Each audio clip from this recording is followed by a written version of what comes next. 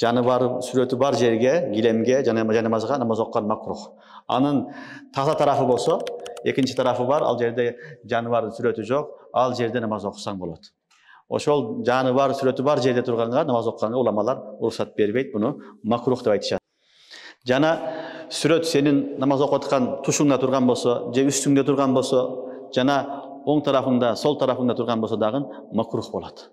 Ошон үчүн намаз окуп аткан учурда адамдын оң тарафы, сол тарафы, намаз окуп аткан кыбла тарафында сүрөт болбош керек. Сүрөт дегенде жаны бар нерсенин сүрөтү.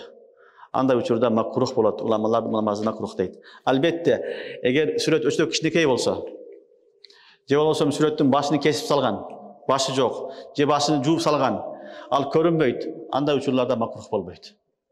Эгер өтө кичинекей болсо, же болбосо башы жок болсо, же башыны жууп салган болсо, же болбосо бутуңдун астында болсо, бутуңдун астында туруп кор алган абалда турган болсо, анда намаз окусаң жайыз, била карахият.